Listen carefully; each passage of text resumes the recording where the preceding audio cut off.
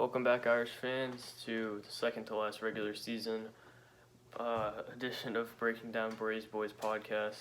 This one going to be a pretty big game preview. Florida State coming to South Bend for one of the biggest games of the year. Florida State's number 7 team in the country. I got this preview: Virginia Tech, at least one ACC and at least one either regular tournament or NIT preview. So that's good. Notre Dame is going to have a really, really tough time getting in the regular tournament after losing to Wake Forest. They pretty much controlled their own destiny until then, but I don't think you can really get in right now without winning the ACC tournament. Florida State's going to be really tough to beat. That's going to be tough. Florida State's the number 7 team in the country, 24-5. They're still playing to try to get the number 1 seed in the ACC tournament, which could be big. They're led by Devin Vassell in scoring. He's got 12 a game. They're a pretty good defensive team.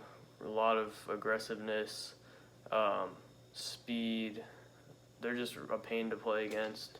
They average 75 points a game, which is way more than most of the teams we played. But they are only 2-point favorites because we lost to them 85-84 at Florida State. On to my offensive keys. Number 1 is going to be start fast.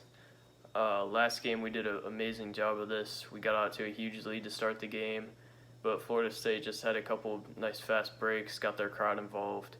I think their only sellout of the year was against us. They had a blackout, and they got a couple nice steals. They were in the passing lanes, and they got a couple dunks, and that crowd was energized, and they didn't really look back. We played a really good game, I thought, that game, though.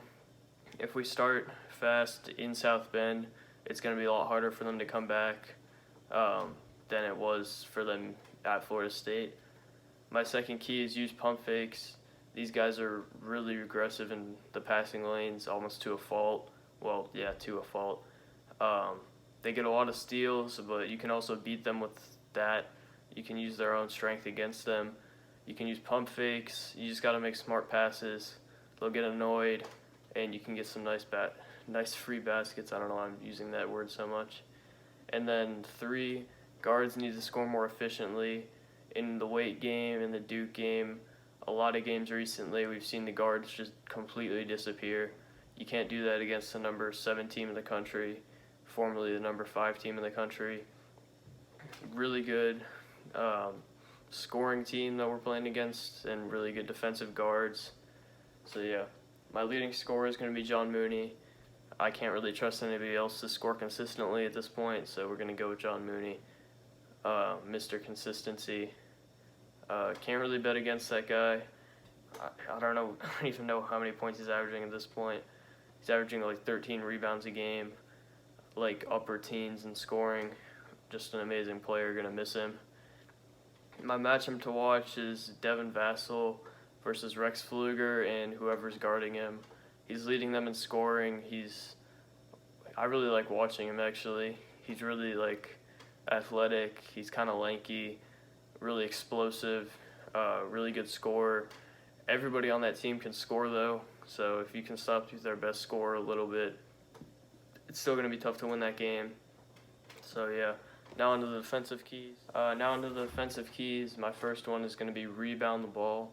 They haven't done a good job at all of this lately. They did a really bad job down the stretch in the Wake game. That killed them. Gave up a lot of points because of that.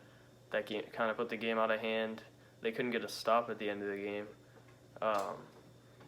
Just to mention, pretty much everything I said in the Wake preview actually happened, so that's good for me, but not good for them.